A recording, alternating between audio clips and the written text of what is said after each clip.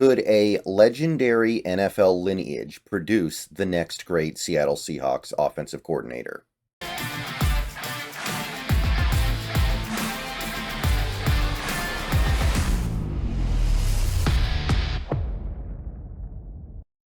What's going on, everybody? Good morning. Made it to the end of the week, made it to Friday, and as of me recording this video, we still don't have an offensive coordinator.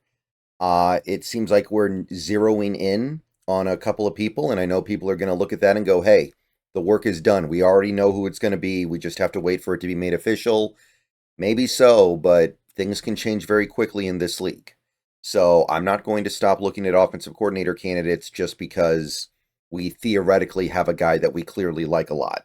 When I know that we might get a second interview with said guys and find out something we really don't like, or we might be enamored with somebody else. We might decide we're going to just let this fly until late January and give ourselves every opportunity to interview as many people as possible. So I'm not going to throw in the towel until I know that we're getting somebody. So we're going to keep going through these candidates until the conversation is completely closed. And today we're going to be leading off with the son and grandson of famous famous NFL coaches. This guy is the son of Wade Phillips and the grandson of Bum Phillips. So he has roots that run deep in the NFL. He knows football just by virtue of the fact that his dad and granddad were legends, really. I mean, I understand that you wouldn't call Bum Phillips or Wade Phillips some of the greatest coaches of all time, but Wade Phillips won a Super Bowl, considered to be one of the most knowledgeable 3-4 defensive guys in NFL history, him and probably Dom Capers. And Bum Phillips had a track record of great success with the Oilers back in the day. So it's a great football family, man.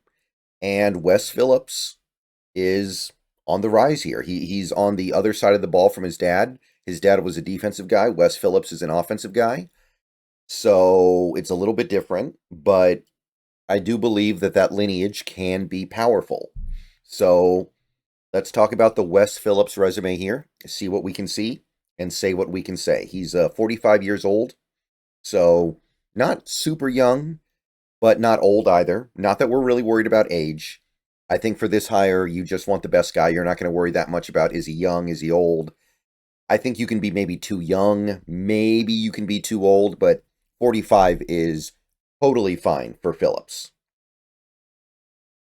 Last 3 years, he's been an offensive coordinator under Kevin O'Connell in Minnesota. It is worth noting that he is not calling plays, and to my knowledge, he has never called plays in his career. This is the first time he's been an offensive coordinator, so would have been hard-pressed to be calling plays before these last 3 years, and O'Connell runs that offense. So how much you're going to give him credit for the last 3 years, I don't know. It's hard to know, but it's pretty good, right? The most recent Vikings team, I mean, they won 14 games with Sam Darnold at quarterback. I know they fizzled at the end there, but they got a lot out of something that I didn't think they were going to be able to get much of anything out of. They were top 10 in scoring, 25.5 points per game. They were slightly above average in EPA. And I said this before, I don't know what's up with the Vikings having EPA rankings that are so lackluster in years where they're top 10 in scoring. It's kind of weird, but it happens. 2022 was similar. They were the eighth best team in scoring, about 25 points per game. EPA was barely positive, though, and it wasn't even average. It was 18th. Weird. The one bad year Minnesota's offense had was 2023. They were 22nd in the league, 20 points a game. Negative EPA per play, 18th. Of course, this only happened because Kirk Cousins got hurt, and then they had to shuffle through like 3 different quarterbacks. None of them were good. So I'm not really blaming anybody for that. But I certainly know who I'm giving credit to for this offense. It's not necessarily Wes Phillips, although I'm sure he has his part to play in it. Not knocking it. Kevin O'Connell's kind of becoming the new Sean McVay. He's the guy that everybody wants to hire the assistants of. If you worked under Kevin O'Connell these last few years, teams are getting pretty excited about hiring you. So that's what we have most recently from Wes Phillips. If we go back, we can find a lot of interesting things from his time with, say, the Rams. He was with the Rams under McVay, and that's where O'Connell picked him up from when O'Connell moved on from LA. 2021, this was the year the Rams won the Super Bowl. The role he held was tight ends coach and passing game coordinator. So that's pretty good, right? Passing game coordinator for a team that wins the Super Bowl. That's usually going to get you some credit. In 2021, the Rams were one of the best passing teams in the league. They were fifth in passing yards, 46, 42.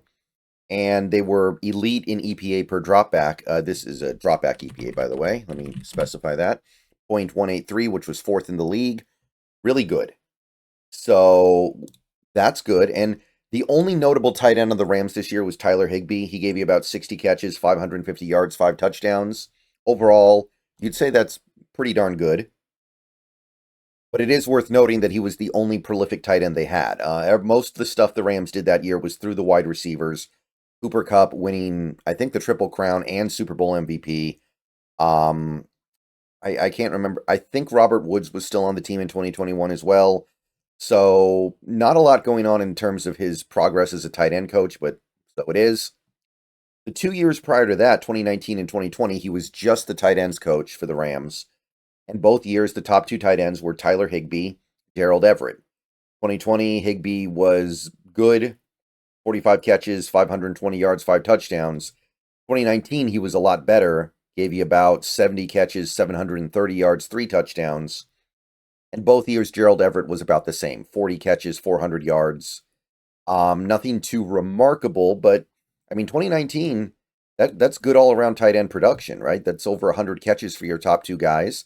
And neither guy is Travis Kelce. Neither guy is Rob Gronkowski. They're good players. They're good enough, but they're not world beaters. Before LA, he spent a bunch of time in Washington, like a lot of these McVay guys did, because that's where McVay was. He was the tight end coach there as well. He was the tight end coach there for 5 seasons. So we're kind of seeing a little bit of a pattern here. A lot of his prior experience is as a tight end coach. And what he did in Washington was mostly up and down. Right? 2018 was okay. You had Jordan Reed give you about 560 yards on 55 catches. Vernon Davis, old man Vernon Davis at this point, 25 catches, 350 yards approximately. 2017, Vernon Davis was the main guy, gave you about 45 catches, 650 yards. Jordan Reed hadn't yet, Jordan Reed didn't have one of his better years. I think he got hurt in 2017. Like 27 catches, 200 yards, nothing remarkable. Niles Paul did a little bit as a reserve, 13 catches. 2016, Jordan Reed, nice year, 66 catches, 700 yards, 6 touchdowns. Vernon Davis also chipped in big, so you got a lot of production between your top 2 guys. This is, 13, almost 12, about 1,250 yards. 2015, Jordan Reed was great. He almost had a 1,000-yard season, had almost 90 catches, 11 touchdowns. Now, he was their only prolific tight end, really. Derek Carrier had 17 catches. But Jordan Reed, for this short period of time, was looking like he was one of the better tight ends in the league and never got back to this level again. 2014, Reed was pretty okay. Niles Paul gave you about 40 catches as well, and Logan Paulson was your reserve tight end who did 13 catches. So, pretty decent. Really, the thing that really stands out would be 2015, where Jordan Reed had almost 1,000 yards. Other than that, 2016 is all right. You split a lot of production between your top 2 guys. But you weren't, again, you didn't exactly set the world on fire with your tight end production. The year before that, he was the tight end coach for the Cowboys. So again, a lot of tight end stuff in his career. And in 2013, the Cowboys tight ends were Jason Witten, who did have a good year, about 75 catches, 850 yards, 8 touchdowns. But Jason Witten had been good long before he had gotten up with Wes Phillips, right? There was a lot of good stuff with Jason Witten going all the way back to his first couple of years in the league. But let me format this slightly better, by the way. Sorry about that. And I think that that's really all there is to say. So James Hanna and Gavin Escobar did a little bit, but nothing much to speak of. Neither of those guys went on to become much of anything in this league. In the 2 years prior to his stint as the tight end coach, he was the assistant offensive line coach from 2011 to 2012. Dallas offensive lines during this stretch were okay. The notable offensive linemen they had during this run were early Tyron Smith, who did develop into being a really great player, Doug Free, and Kyle Kozier. Other than that, it was like, it wasn't anything overly remarkable for that. Excuse me, for that offensive line, and it's not necessarily a feather in the cap. The same, even on the same level of like some of this stuff that he did as the Washington tight end coach. In the 4 years prior to that, when Wade Phillips was the head coach in Dallas, he was the offensive quality control coach and offensive assistant. So he was on that side of the ball, helping his dad with the Dallas Cowboys. And generally speaking, the Cowboys' offense was pretty good. 2010. Now, this was, in fairness, a very weird year for the Cowboys, where they started the season out really poorly and then rallied at the end when it barely mattered. But they averaged about 24.5 points per game, 7th in the league, with a lot of injuries. 2009, Cowboys offense was slightly above average. 2008 offense was slightly below average, but both seasons in basically the same breath. They're okay. And 2007 was the year where Dallas really put it all together offensively. 28.5 points per game, 2nd in the league, only to the 2007 Patriots, and we all remember how good they were offensively. So even that's not really much of a critique. Everybody would have finished in second place to that offense pretty much. So some good, some bad, nothing too remarkable in this run. He was the quarterback coach with the Baylor Bears for 1 year in 2006 before Wade Phillips went to Dallas. And his quarterbacks that year were two guys who you probably have never heard of. Sean Bell was the main guy. 2,600 yards, 19 touchdowns, 10 picks, 63% completion, whatever. And then you had Blake Simonski as the backup, and he was not very good. He gave you more picks than touchdowns, 700 yards, barely 53% completion. Just nothing much to say there. But that was his experience at Baylor. And then for 2 years prior to that, he was the quarterback coach at the West Texas A&M Buffaloes, and I couldn't find any information about that. I don't even know who the quarterbacks were. Did not find meaningful information on the 2004-2005 Texas A&M Buffaloes. But there's more than enough meaningful information here on him before that.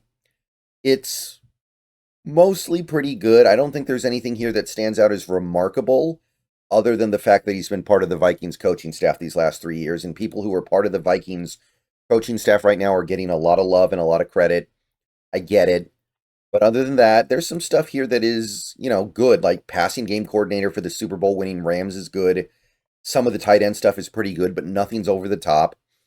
And overall, he would be a decent candidate, but not one of my favorites. No play calling experience is an issue here, I think. And I want to aim a little bit higher than this one. Not a bad candidate. I get the appeal. I wouldn't be upset if we ended up with him. But at the end of the day, I just don't know if this is enough for me to really be fully on board with it. All right.